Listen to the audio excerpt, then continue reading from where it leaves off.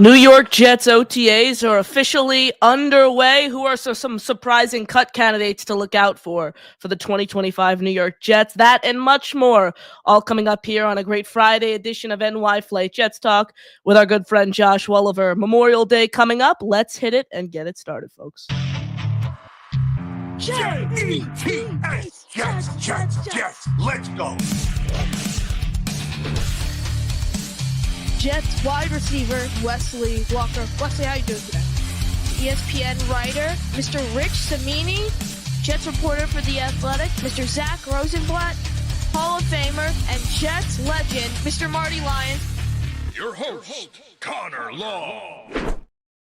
What is going on, everyone? Hello, and welcome back here into another edition of NY Flight Jets Talk. Can't thank you enough for fitting us into your schedule here on this Friday, May 23rd, 2025. Smash that like button and hit subscribe on your way into the building, folks. It's completely free, and it helps us grow significantly here on the channel. Throw your questions, comments, thoughts in the chat. You can call into the show with the pinned comment. The paid way that helps us grow here on this program is you can get into our membership raffle. Every membership gifted or $2.99 super chat gives you a raffle entry and an opportunity to win a Sauce Gardner signed jersey, Kevin Malai signed mini helmet, Aaron Glenn signed trading card, Jonathan Vilma signed photo, Bart Scott signed photo, free item from our merch store, and a channel emoji. Getting on that if you haven't already. More entries you have, the higher chance you have of winning. Appreciate all of your support, like I said, here on this show. Joining us on this Friday evening, part of the Sunday show, and Josh, we did update the thumbnail. Just got a text from our graphics guys. We're good to go for the Sunday show.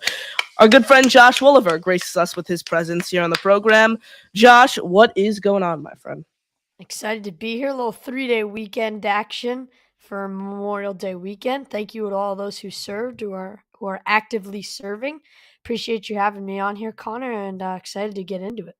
1,000% appreciate you as always, my friend Josh. You're the best. Appreciate you always sparing some time for us here on the show, and kind of just dive right into the main topic of today. We've seen all the talks from OTAs. Media, actually, interestingly so, only at one practice, that being Wednesday. So we've still gotten some updates from the Jets Twitter account, some beat reporters, but media only in attendance this past Wednesday. That said, you just look at this Jets roster as a whole, the guys who've kind of stood out through the offseason program.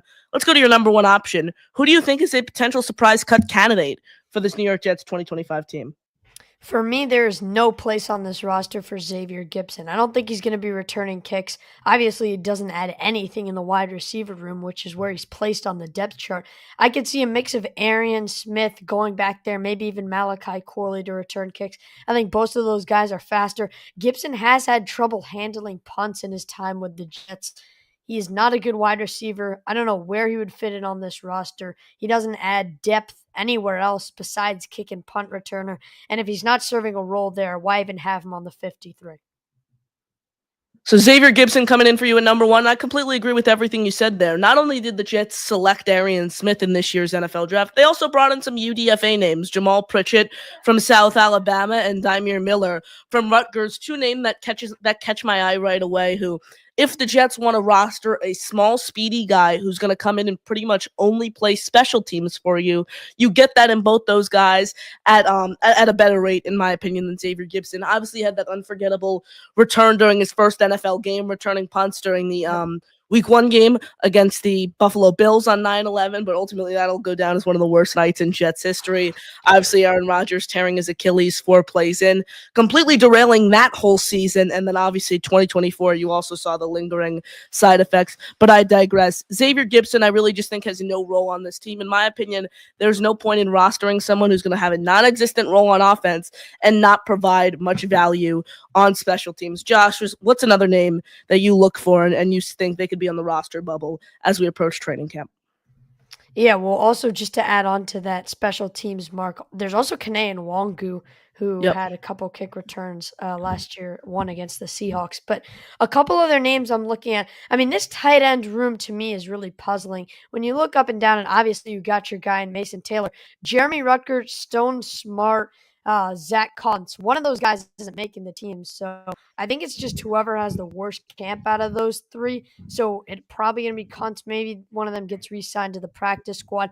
But maybe even Jeremy Rucker. He has not been good in his time with the Jets. He's had a lot of drop issues. Hasn't been a great route runner. I mean, in his blocking hasn't been a big plus either.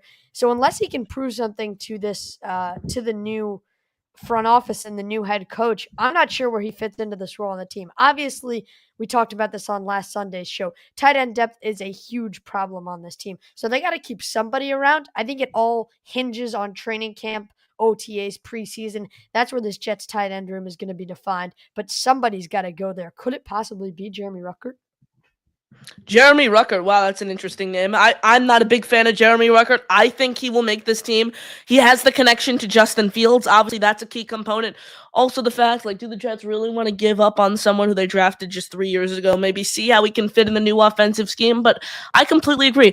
I am not a big fan of Jeremy Ruckert whatsoever. This guy who struggled mightily as a blocker last year and his entire NFL career, especially from a technical standpoint, and then has never really found a role as a receiver. I think he just finds this team due to how thin the options are at the tight end position. But I definitely think Jeremy Ruckert, from what he's shown throughout his 3-year NFL career, in my opinion, he is not a rosterable player at the NFL level. So love that Ruckert comment there. Another name I will say to look out for maybe is someone who would be a bit of a surprise here.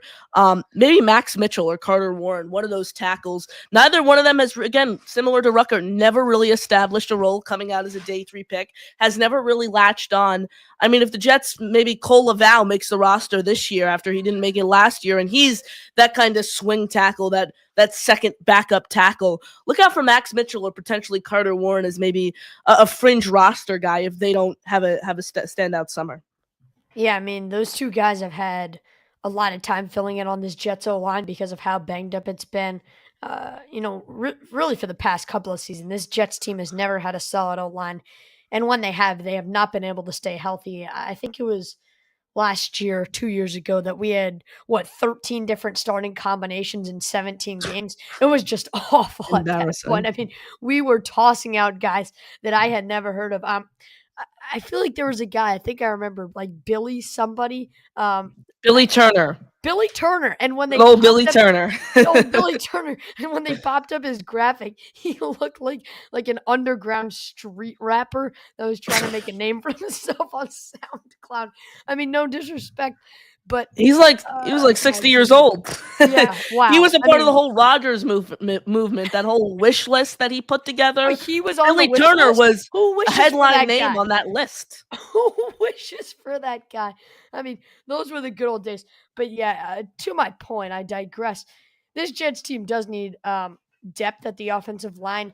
They have injury concerns. Hopefully they don't come back, fingers crossed. But just last year, Elijah Vera Tucker, Olufa Shanu, those two guys were both injured. Now you have a rookie that has never played an NFL snap at all. Granted, he was the 7th pick, playing day 1 snaps. So you definitely do need depth. I don't like the way this is shaping up outside of center at the depth for this offensive line spot. But yeah, I think one of those guys has to go. I mean, this Jets offensive line is as solid as it's ever been, as it's going to be, man. If this offensive line isn't good enough, if this offensive line can't stay healthy, I don't even know what to say at this point. We've invested way too much capital. We've tried way too hard to get this offensive line picture perfect. We've invested 3 first-round picks in the past 5 or 6 drafts. If this isn't it, I don't know what can be. So one of these backup guys, I really don't care who it is. Max Mitchell, nothing special to me. If he gets into the game, you can expect pressure from the opponent's defensive line. But let's just hope it doesn't come to the backups at the offensive line, man. We've invested too much in it. Completely agree. 2 first-round pick tackles over the past few years. A first-round guard in Elijah Vera Tucker. A second-round center who, as crazy as it sounds, might not even be a starting center this year. We'll get into that a little bit later. And then a gold free agent sign in Joe Douglas. When you look at it, 3 first-round picks and a second-round pick. But also 4 top 60 picks on this offensive line. You want this unit to come in right away and be a top 7 unit. That's what you want. But you also invest another first in Mekhi Becton who didn't plan out, right? Like, we could have had that number 7 pick to go somewhere else. We could have had Tyler Warren on this roster, had, Mekhi Becton played the way he did in Philadelphia at all in his Jets career. I mean, that was another disaster of a first-round pick, as if the Jets didn't have enough already, with Zach Wilson and Sam Darnold, and the list goes on. But boy, if Mekhi Becton had worked out and we could have used one of the 2 first-round picks, whether that be Fashanu or Membu this past year, on a separate position, we could have really bulked up this offense around Justin Fields. Unfortunately, he didn't work out. We had to bolster the offensive line with other picks. So now that ship has sailed on Becton, excuse me. But that really was a waste of a first-round pick that could have gone somewhere else. Yeah, I completely agree with what you're saying. I mean, you look at all these first round picks, you need them to come in right away and make an impact on this team. There's no excuses now. And I think the reason the Jets, quite frankly, have had to invest all these first round picks is the coaching's been so bad. Great teams are able to find offensive linemen in the 4th, 5th, 6th, 7th round, bring them in the building, turn them into top 10, top 12, top 15 at their respective position. I think if Steve Hyden is truly a good offensive line coach, the Jets won't need to keep investing first round picks, and hopefully they won't need to invest any more draft picks. And this is the front 5 we see for the next decade. That's the goal the Jets are clearly going for when you look at the assets they've invested at that position group. But 1,000% offensive line, no ifs, ands, or buts. Appreciate you tuning in.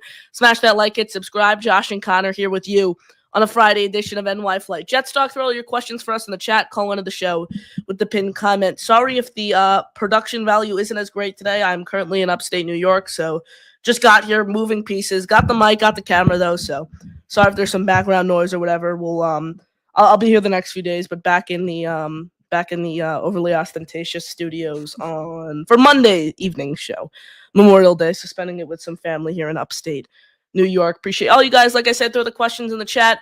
Call into the show with the pinned comment. Let's take some of your questions. Smash that like, hit subscribe. You guys are the best. You guys know the drill. Appreciate all the support. I mean, not much to talk about in May 23rd when it comes to Jets football, Josh. Could have that center debate you brought up a little earlier in the show. Oh yeah, we'll get into the center debate in a second, 1,000,000%. Let's see. Jimmy says Ruck will do better with Fields throwing to him again. You hope. You hope. You hope. I don't think Jeremy Ruckert is a great football player. You hope that stride is made and he's able to carve out a role, but he's going to have to earn a role. He hasn't shown he deserves a role. I just can't throw blind faith at it. I get they were college buddies 5 years ago, but come on, this is the NFL. So let's get Jeremy Ruckert to have some real production. I don't care who the quarterback is, whether, it was his best friend since the day he was born. I really don't care. You got to show me some production at the NFL level. Hopefully that connection clicks something for Ruckert. He can be a solid tight end too. Look, we're not asking you to carry the burden that you have in previous years, right? I'm not going to sit here and say CJ Uzama in front of you and Tyler Conklin. We're like the 2 greatest in front of you that should have been stealing snaps from you, right? So it's your time to relax. You're tight end 2. There's no burden on you to make the huge plays now. If the Jets want to scheme for a big tight end play, trust me, pal, it's not going to you, all right? So let's sit back, produce like an average tight end 2 should. Hopefully the Fields connection can do something for it. But let's get something clicking, because whether it be Fields or not, Ruckert's got to produce somewhere. Chris B says sign Gerald Everett in free agency. One more to add with Taylor, Ruckert, Stone Smart, etc. That gives you a surefire receiving option. I'd love that. Are the Jets going to do it? I don't think so. Over 30 years old, descending, but that's a move I'd like this team to make. 1 year cheap deal. They've been clearing up cap space. That's actually not a bad idea, Chris B. Add some depth. I've talked about Everett for like 2 months now. I love Everett. I haven't really thought it through, but pieces are starting to align here. Right, and even then, Ruckert could, even if you do sign Everett, Ruckert could still see some tight end 2 value in him.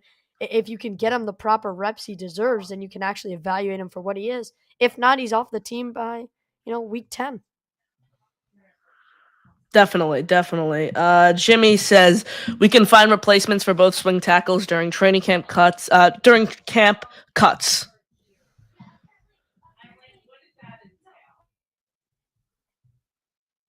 Got you, Josh?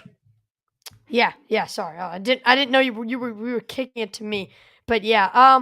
So it's interesting, the tackle depth here because we also have Carter Warren to bring depth to this offensive This was line. a response to us talking about Warren and Mitchell potentially being cut candidates.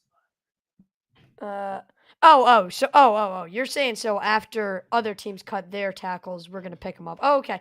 Well, yeah, I think that would work, Jimmy. I mean, I don't know who's gonna be on the available market, but our tackle depth isn't exactly great, so I'd be willing to take a gamble on a couple up and coming guys, maybe a couple UDFA's too. I Jedrick don't know. Wills, 1 year, $20 million. He's still available. You could always trade for a guy who can play 18 positions. Let's get Chris Grosso on the line. Yeah, Jedrick Wills, if he's still available, like $2 million, and no, I'm not even making the $20 million joke. Like, if he's still available for $2 million, he's a first round pedigree from just a few years ago. Jedrick Wills, $2 million, camp body, Sure, whatever. can't hate it. Can't hate it. Wait. 15 million. That's it. Oh yeah, because 20 was too high. 15, we'll lower that down to 15. George Fant is a name that Chris B mentions. I don't want George Fant back. If I'm going to sign another tackle, I want a young guy with upside. I don't want an old guy who has not found NFL success in 5 years. Yeah, George Fant was also on that nightmare offensive line. Wasn't he Ugh. protecting Zach Wilson at one point?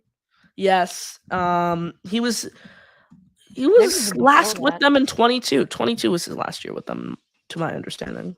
Yeah, he was always there. Never Yeah. anything special though. For sure. Keep the questions coming. You guys can call into the show with the pinned comment. Smash that like, get subscribed. 17 minutes here. I didn't announce it, but I was thinking after we finish the Jets monologue, I thought we could move over to potentially a Knicks Pacer preview tonight because I know a lot of the listeners, a lot of you guys who watch the show every single day are big Knicks fans. So I know, Josh, we've been talking about the series a lot. So kind of, game 2 tonight at home for the New York Knicks. Obviously lost Huge game 1. A crazy loss for the Knicks.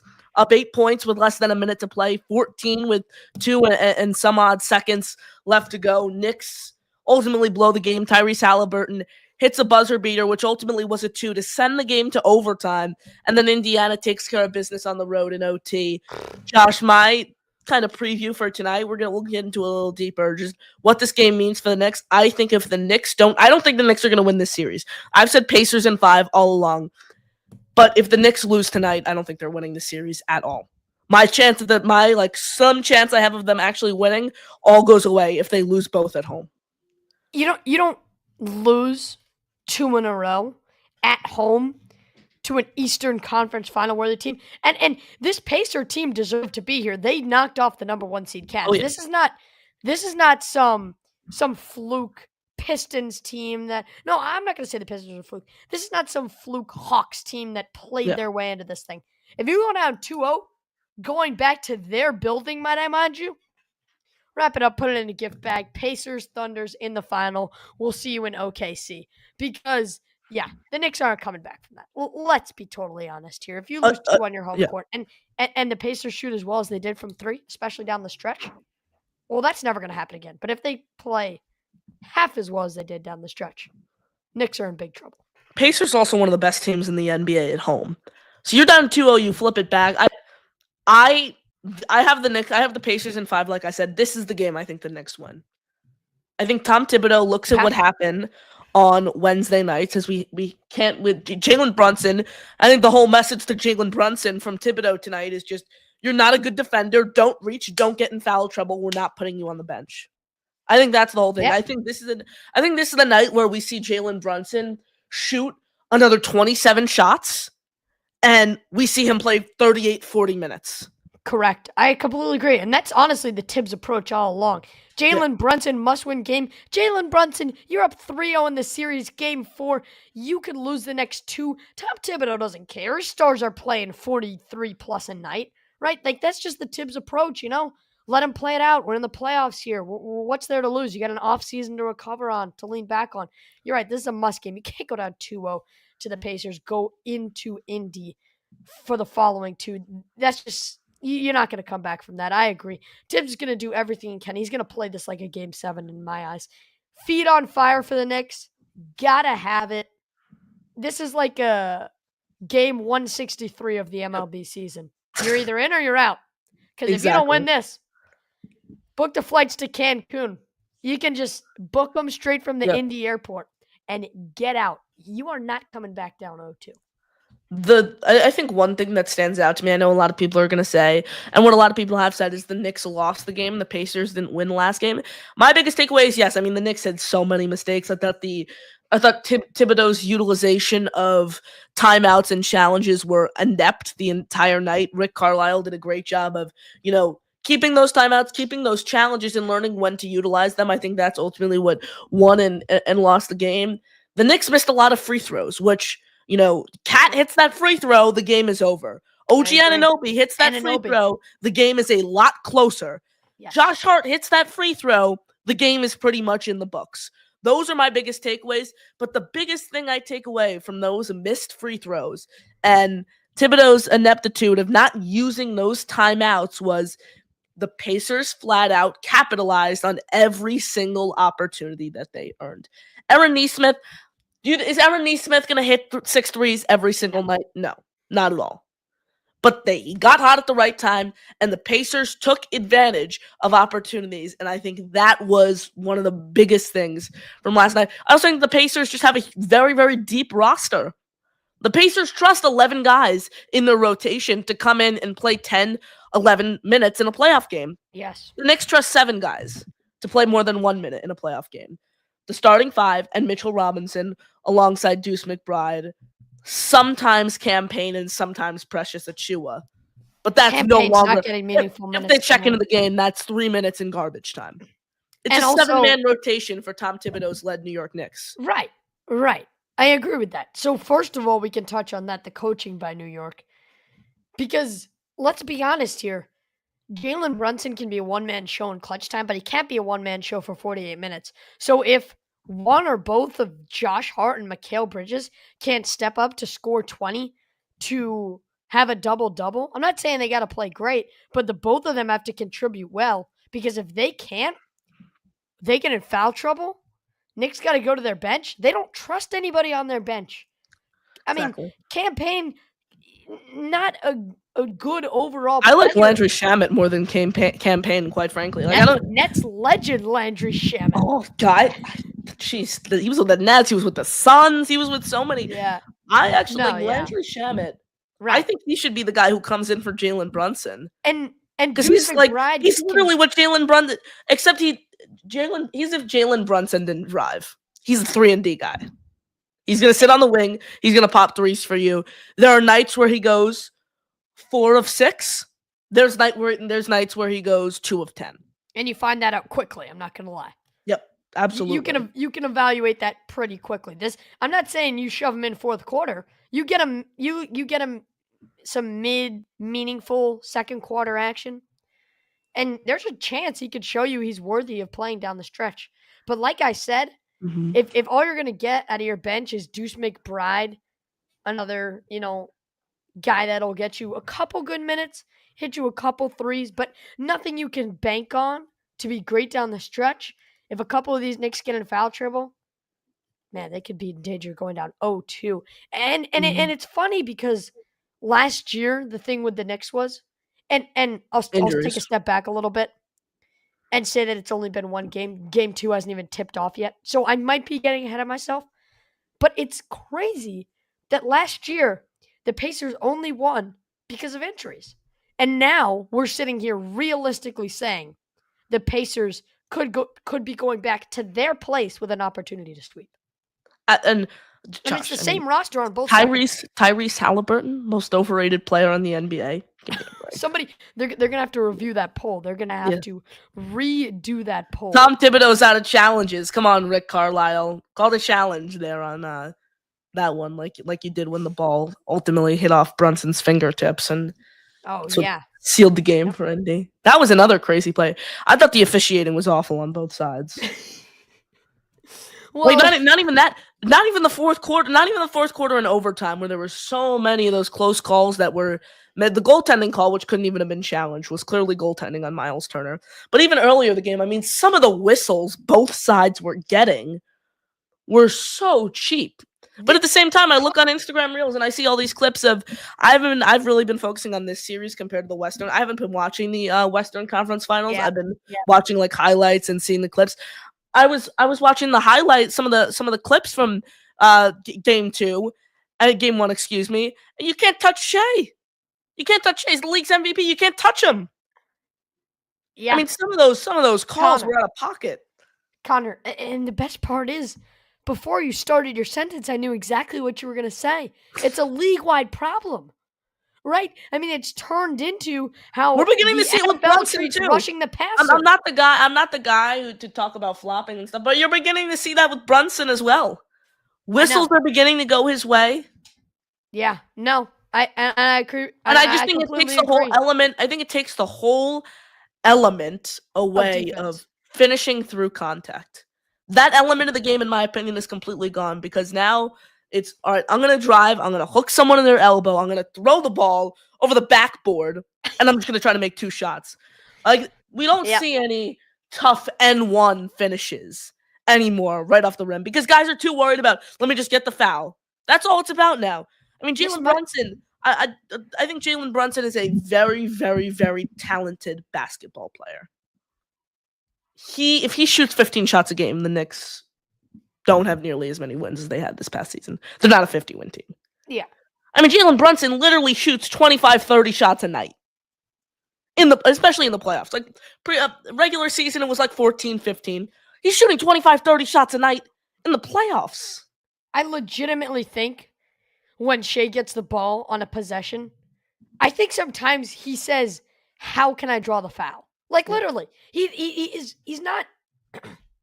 Excuse me. He doesn't want to score. Sometimes that's what it feels like to me. I mean, it's crazy. It is crazy, and you're right. It does make it so much less enjoyable. Just as a sports fan, I just want to sit down, see who's making it to the finals. They can't put their whistles away. Game 2. Knicks versus Indiana Pacers. Pacers lead 1-0. Knicks back at home in Madison Square Garden. Tip off, a little over 30 minutes away. Couple Jet questions here before we wrap up the show and ultimately see what happens in the Metro tonight. In the Mecca tonight. Excuse me, can't speak. Jimmy, do you think they will cut one of the RB for the UDFA they picked up? If Donovan Edwards has a strong summer, not Isaiah Davis or Braylon Allen. I don't think they're going to cut Davis or Allen, but Kene Nwangwu, I think, is gone if Davis comes in, contributes on special teams, can return punts for you, and also has an offensive role. Yep. Yeah, that makes a lot of sense. I think all 3 of the guys right now in the running back room who are going to get reps as an actual running back, not just Kene Nwangwu returning kicks, I think all 3 of those guys are untouchable because Breece Hall is Breece Hall. And then the other 2 are 2 young backs who have showed you potential. Listen, the shelf life on NFL running backs isn't very long. They expire quickly. When you get young guys with potential, with guys like, I honestly think this is a stretch. Braylon Allen has the chance to be the next Nick Chubb. It's a stretch, but it could happen. When you have, he doesn't have the speed. Have young guys, he doesn't have the speed, Josh. I think Braylon Allen has the potential to be a great player. He doesn't have the speed. I'm just talking about the physicality. Like you could watch Nick Chubb's a wrecking ball. I get what you're saying. Maybe Najee Harris, I guess. I don't know. Some physical back willing to take the hits. Not necessarily going to get you a first down every rush, but he'll drop his pads, tough nose, pick up the extra yards, bounce off tacklers as a short yardage running back. But I think all 3 of those guys in the running back room are untouchable. So the only way, it's going to be a tough road for Edwards. He can, if he can get past Nwangwu, but the 3 in the running back room, to me, are untouchable. One chat I wanted to go up to. Jimmy's, this one? Let's see. Is there real competition at center? Do you think Tip will have the job? If so, does Tip move to guard and AVT to tackle? No, they can't move AVT to tackle. Who's going to... So that's telling me Armand Membu and... Or Fashanu. Yeah, or Fashanu's on the bench. No, thank you. That's not happening. I don't think there should be a competition. Josh Myers has been a low-end starting center the past 4 years in Green Bay. I don't think it's a real competition. I just think, personally, I just think this is something that Aaron Glenn's saying to kind of stir up, well, no one's spot on the depth chart is truly safe. Joe Tippmann, there's no world, in my opinion, where I don't see him being the starting center week 1 against Pittsburgh. Yeah. I just don't see that. Why? If it's not broke, don't fix it. I There's agree. nothing wrong with this offensive line. Everyone in their position, like, I think this. Okay, some of you, it's an interesting thought here. I want to see if some of you guys agree with. If each player on the offensive line, Tippmann being the center, hits their ceiling, I think they could be top 10 at their position group easily. As a whole? No. As a whole, I think they could be a person? top 10 unit. I'm saying each player. Each I think person? Joe Tippmann could be a top 10 center. I think Simpson was a top 10 guard. AVT can be a top 10 guard. I'm going to say no to all of them, but as a group, they could be one of the best in the league. You don't think each player could be top 10 at their position group? Do I think all 5 guys are going to hit their ceiling? No, I'm saying right at the same time. No, I'm saying, do you think? No, not at the same time. I'm just saying, do you think? I think each player can be top 10. Like, I think Olu can be a top 10 left tackle. I agree with the 3 young guys. I think Tippmann too. John Simpson climbing up there in age. What is he approaching? 29 or something? 28 he is. Let's Not see. sure. I think it's 28. Maybe not top 10, but he could be more than serviceable. I'll give you that. Top 10 seems a little much to me. I get that. But yeah, going back to Jimmy's comment here, no, I think there's no way. Joe Tippmann's shown you so much. You signed Josh Myers on a cheap contract as a backup, and then plus that messes everything up. If Joe Tippmann can't win a job against Josh Myers, then he can't win a job at guard either. Because great point. I mean, if he loses his job to Josh Myers, he has no spot in the starting offensive line. And I agree with you, Connor, because I think this is just the coaching staff saying this to get the boys riled up. Like, anybody could sneak up at any time. Garrett Wilson could be our wide receiver 3. I mean, completely agree. Completely. Jimmy, we appreciate the comment. Appreciate the comment. We appreciate you all joining us here on this Friday edition of NY Flight Jets Talk. Smash that like button. Hit subscribe on your way out. Back tomorrow, 9:30 p.m. EST with Chris Grasso. Quick 32 minutes here. Covered a lot of Jet talk. Got into a little Knicks preview as the Knicks are set to tip off here for Game 2 of the Eastern Conference Finals. Less than 30 minutes away. Josh, my friend, appreciate you hopping on with us. Got any final thoughts? No, I don't think so. Fun. Thanks so much for having me on, Connor. Hope the upstate little 3-day weekend vacay treats you well up there in the big upstate. Excited to watch the Knicks Game 2 tonight. It's going to be a huge one. Series fringes on this one. Can they come back, even it up at 1-1? Will the Pacers be sitting pretty, heading back to the town they call ND? Who knows? It's tipping off at 8:30, I think, so we'll have to find out. 8? Is it 8? Less than 30 minutes away, folks. Oh, huh? Yo, my name is Josh Whoever, and I love the Gamecocks. SC football and the gang green winning one weekend.